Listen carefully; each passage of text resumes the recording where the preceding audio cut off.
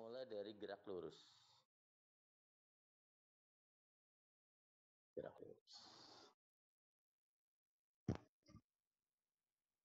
Di sini saya mulai pengertian tentang perpindahan. Ya, perpindahan. Jadi perpindahan itu adalah perbedaan posisi akhir. Jadi perbedaan posisi akhir dari posisi awal. Perpindahan ini tidak memperhitungkan lintasan yang ditempuh gitu ya. Yang penting yang dilihat hanya posisi akhir dan posisi awalnya. Itu perpindahan. Oke. Jadi misalnya sebagai contoh, kalau ada gerakan ke timur gitu, ke timur, lalu bergerak lagi ke selatan. Nah, maka yang dimaksud dengan perpindahan itu adalah posisi awal yang di sini. Ini awalnya.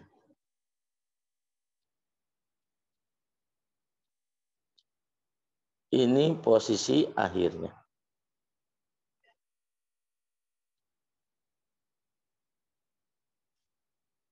Sehingga yang dimaksud dengan perpindahan dari posisi awal, ya, posisi akhir dari posisi awal. Jadi inilah yang dimaksud dengan perpindahan. Oke? Oke. Nah, sekarang pengertian jarak.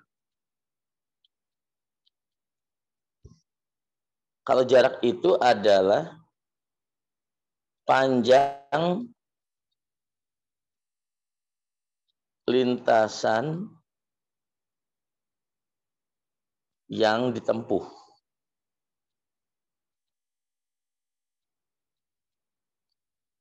Jadi ini benar-benar memperhitungkan lintasan yang ditempuh benda itu dijumlahkan. Itu jarak. Karena ini berkaitan dengan nanti pengertian kecepatan dan kelajuan. Sampai sini dulu ada yang mau tanya? Enggak, Pak. Enggak ya? Oke. Saya lanjutkan.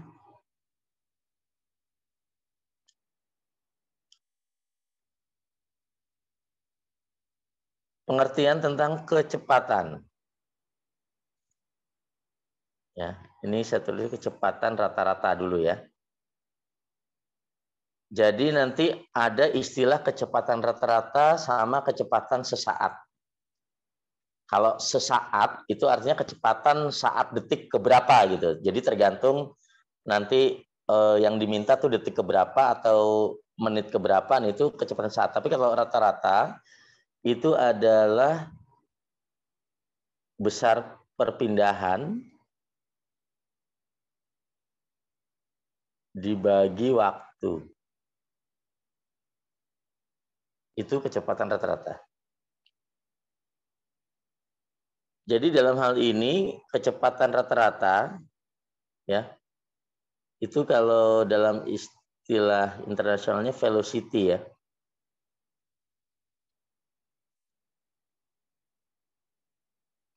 Jadi average velocity. Kalau untuk kelajuan rata-rata itu jarak dibagi dengan waktu. Kalau ini kita sebut dengan average speed. Kalau istilah internasional jelas Istilah berbeda nih. Kalau Indonesia kan mirip-mirip ya, kelajuan, kecepatan gitu. Mirip ya. Oke. Jadi untuk kecepatan rata-rata itu besaran vektor. Besaran vektor itu artinya dia ada arah geraknya sama besarnya. Tapi kalau kelajuan rata-rata, kelajuan itu adalah besaran skalar. Ya, jadi hanya punya nilai saja. Jadi besar itu kan punya nilai. Jadi kalau besaran skalar itu hanya punya nilai saja. Oke.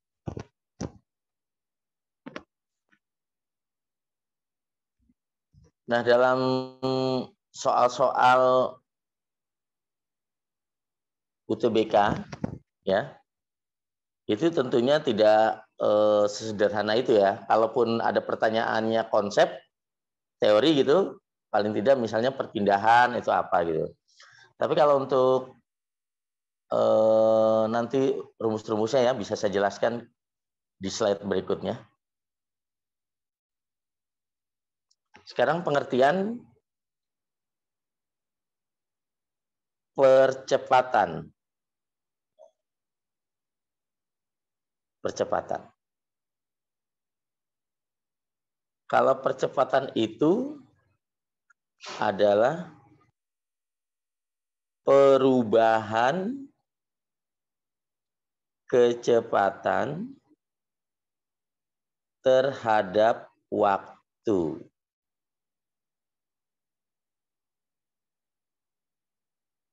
Perubahan kecepatan. Itu intinya. Jadi kalau ada perubahan kecepatan, maka akan ada percepatan. Jadi bila tidak ada perubahan kecepatan atau dengan kata lain kecepatannya tidak berubah atau konstan, itu berarti tidak akan ada percepatan. Oke. Nah ini kalau untuk kecepatan simbolnya ya. Simbol untuk kecepatan ya V. Kelajuan juga simbolnya V saja. V gitu ya. V juga. Satuan standar internasionalnya meter per sekon. Kalau nanti ada kilometer per jam, nanti kita konversi ke satuan internasionalnya, standar internasionalnya. Ini meter per sekon. Nah, kalau untuk percepatan,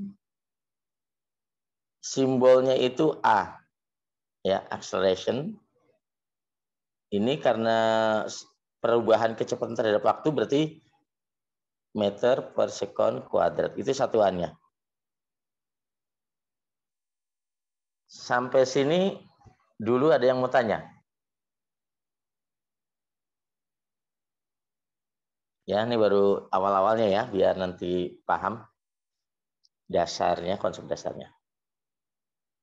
Bisa saya lanjutkan? Bisa, Pak. Oke.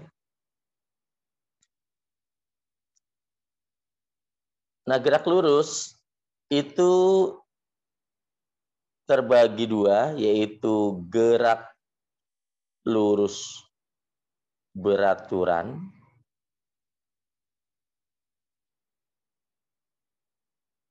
gerak lurus beraturan kan berarti kecepatannya tetap dong. Tetap.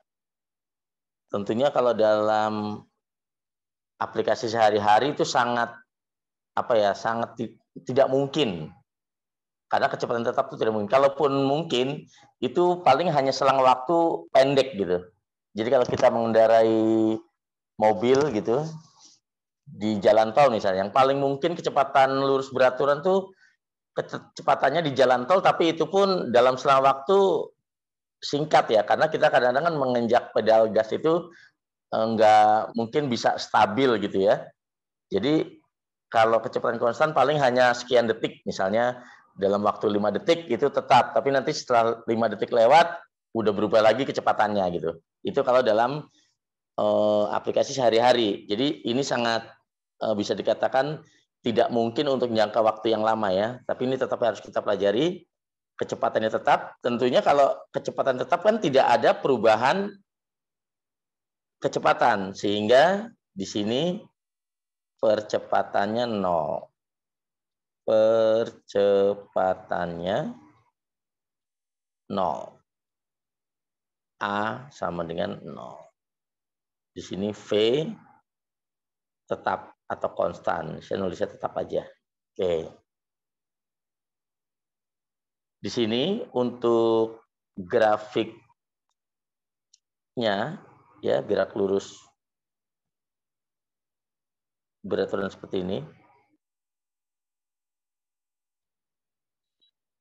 Kalau ini T waktu, ini V-nya, maka grafiknya dia horizontal gini.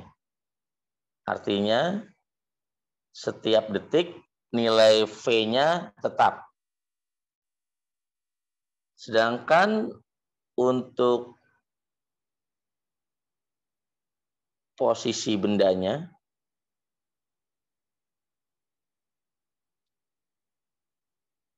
ini nanti setiap posisian perubahannya itu disebut perpindahan ya. S ini T. Cuman seperti ini.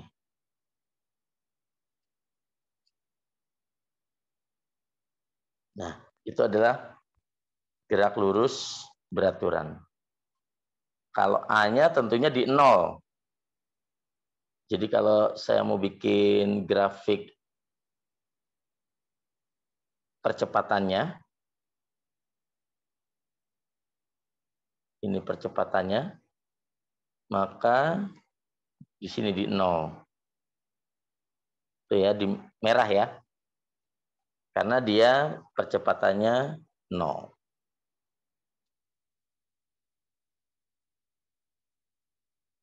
Nah, untuk rumus yang digunakan cukup S sama dengan V kali T saja. Nah, kalau untuk gerak lurus beraturan, itu kan artinya dalam interval tertentu nggak bolak-balik gitu, maksudnya lurus aja. Sehingga kalau untuk gerak lurus beraturan, perpindahan di sini akan sama dengan jaraknya gitu. Jarak yang ditempuhnya. Ya, ini meter. V-nya kecepatan, meter per sekon. Tentunya T-nya ini adalah waktu dalam satuan sekon. Oke. Ya, itu untuk gerak lurus beraturan disebut juga GLG. Nah, sekarang untuk gerak lurus berubah beraturan. Berubah beraturan.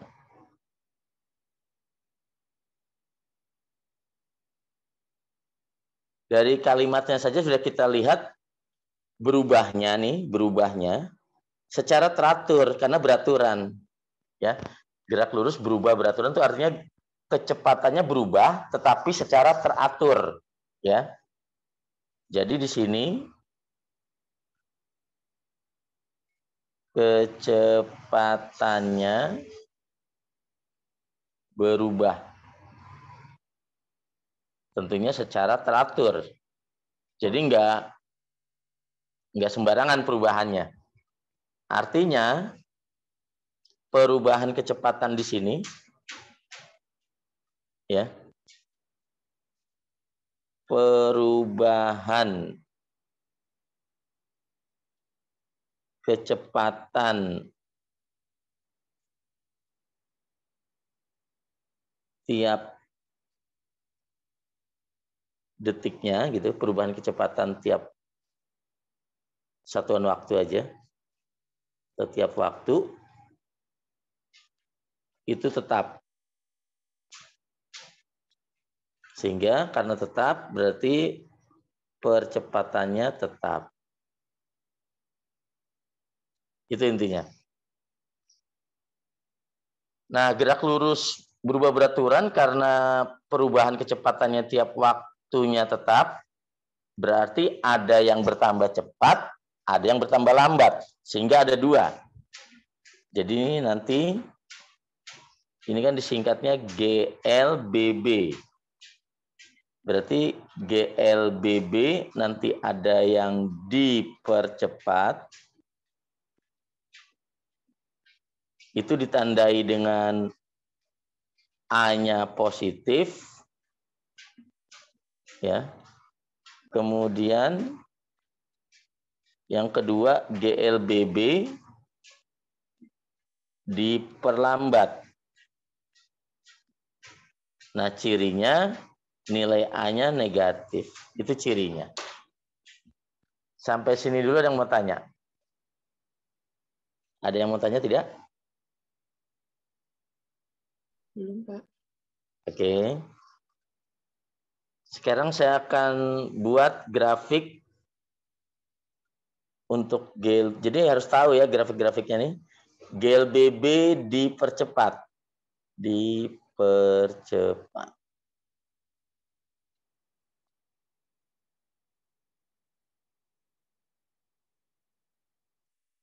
Saya bikin ini dulu ya. Sumbu Y dan sumbu X-nya. Kalau ini V, ini T, dipercepat ya. Berarti makin lama, makin besar. Itu karena dipercepat. Jadi bisa saya tuliskan seperti ini. Nah ini, loh kenapa nggak dari 0 gitu? Kenapa nggak dari 0? Ini secara umum. Artinya berarti nggak semua, kalau nanti dalam bentuk soal, nggak semua kecepatan awal itu 0. Ya. Kalau dalam fisika kan awal itu nggak selalu dari benar-benar misalnya sebuah mobil gitu, berangkat benar-benar dari garasi gitu, akan selalu 0. Tidak, kalau dalam soal nanti dalam fisika, pengamatan itu tergantung dari T mana dia. T, walaupun di situ T-nya tulisnya T0, tapi pengamatannya ketika di mana gitu, apakah di tengah jalan gitu ya. Jadi itu V0-nya tidak selalu 0. Oke. Kemudian kalau jarak tempuhnya. Nah, karena semakin cepat, sehingga dalam selang waktu yang sama, itu jarak yang ditempuhnya akan berbeda. Jadi, grafiknya akan eksponensial. Itu namanya grafik eksponensial. Nah, ini melengkung ya. Melengkung mulus. Gitu. Oke. Ya, posisinya dari 0. Gitu. Oke. Kemudian kalau ini A, ini T, ini kan 0. Itu ciri khasnya kan dicirikan dengan percepatannya bertanda positif. Jadi di atas 0. Nah, seperti ini. Oke. Sekarang untuk GLBB diperlambat.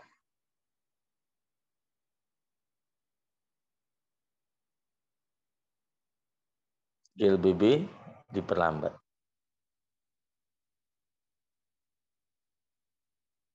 Untuk grafiknya,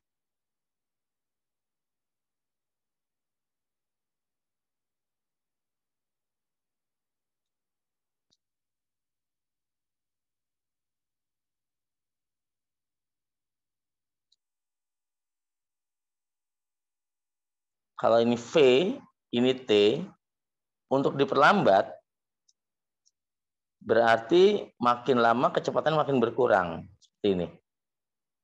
Oke. Ya, nolnya di sini. Kemudian kalau ini jarak tempuhnya, T, 0, dia akan melengkungnya tapi seperti ini.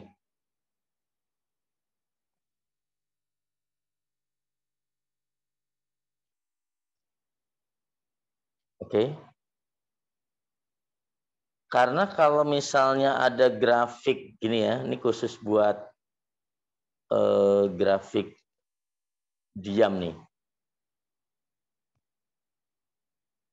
Kalau di sini S, lalu posisinya lurus gini, gitu ya. Itu artinya dalam selang waktu T di sini, T1 sampai T2 di sini, ini bendanya tuh diam. Kenapa? Karena ini S kan, posisi, meter. Jarak tempuhnya nggak ada. Kenapa? Karena ketika T1 bisa kita katakan S-nya tertentu gitu ya. Di sini gitu. Kemudian sampai T2 juga tetap S-nya. Berarti kan benda itu nggak gerak. Maka GLBB diperlambat, makanya melengkungnya seperti itu. Nanti lama-lama lurus gitu berarti udah diam dia. Kemudian kalau ini waktunya terus ini A, karena diperlambat, ini kan 0. Nilai A-nya tuh minus. Sehingga di bawah 0. Tapi tetap minus. Gitu ya. Oke. Nah itu adalah grafik dari GLBB. Sampai sini ada mau tanya? Nanti kalau ada soal dalam bentuk grafik harus tahu ya. Bisa dilanjutkan? Bisa. Ada yang mau tanya? Boleh? Boleh. Ya. Nah sekarang untuk rumus GLBB. Kecepatan pada T detik itu sama dengan kecepatan pada T0 gitu awal pengamatan ditambah A kali T. Jadi ini mau GLBB diperlambat atau GLBB dipercepat tetap rumusnya ini. Jadi nggak usah misalnya gini, oh berarti kalau diperlambat jadi bukan plus tapi min. Jangan. Karena nanti kita akan banyak jadinya rumusnya. Jadi cukup plus aja, kecuali kalau kita tahu itu diperlambat, maka yang minusnya tuh di A-nya gitu ya, nilai A-nya. Ini juga kalau S itu V0 kali T ditambah setengah AT kuadrat, VT kuadrat sama dengan V0 kuadrat plus 2AS. Nah, rumus-rumus ini memang mau nggak mau dihafal nanti, karena nggak mungkin kita pas ngerjain soal kita menurunkan rumusnya gitu ya, terlalu lama nanti. Nah, di sini keterangannya kalau untuk V0 itu kecepatan. Nah, di sini saya langsung aja kecepatan awal gitu ya. Tentunya awalnya awal pengamatan. Meter per sekon. Kalau VT kecepatan akhir meter per sekon. T-nya waktu, sekon waktunya. A-nya percepatan. Satunya meter per sekon kuadrat. Dan S-nya ini jarak tempuhnya. Jarak tempuh. Oke. Nah, hanya kalau dalam soal udah tingkatannya UTBK, itu jarang sekali dia berdiri sendiri. Maksudnya tanpa disertai gaya. Jadi nanti untuk bab 2-nya kan memang ada dinamika gerak, ada gaya-gayanya. Nah, tapi pertemuan pertama ini juga akan saya kilas juga, ya. Akan saya bahas juga tentang gayanya. Karena jarang sekali sekarang soal itu misalnya hanya GLBB aja gitu tanpa ada gaya-gaya yang menyertainya tuh. Itu jarang sekali, udah nggak ada lah. Karena kita tahu bab dalam fisika kan ada banyak, sekitar 21-an, sedangkan soal di TKA fisika kan 15. Jadi bisa dikatakan 2 bab bisa jadi 1 soal. Oke. Tapi yang penting intinya biasanya disertai dengan gaya gesek dan sebagainya ya. Oke. Nah, intinya saya mau jelasin dulu gini. Sebenarnya benda itu tinggal dilihat saja keadaan bendanya. Kalau benda diam atau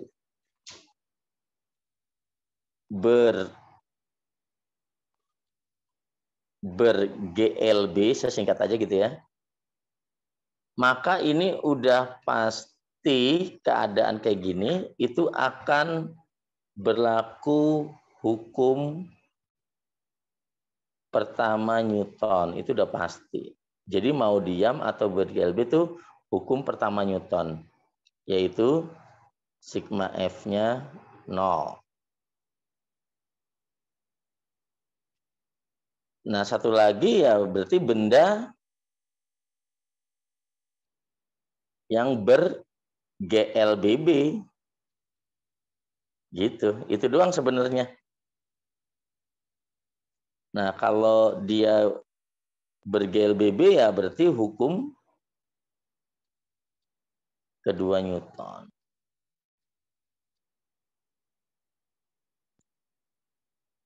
Ini sigma F sama dengan M kali ya. Terus mungkin ada yang tanya, loh, hukum 3 Newton tuh yang mana? Nah, ini kan kita kaitannya hanya satu benda ya, misalnya bendanya sebuah mobil, dia tuh diam atau ber-GLB atau ber-GLBB gitu. Jadi belum ada interaksi ke benda satu lagi. Nah, kalau hukum 3 Newton tuh pasti ada 2 benda gitu.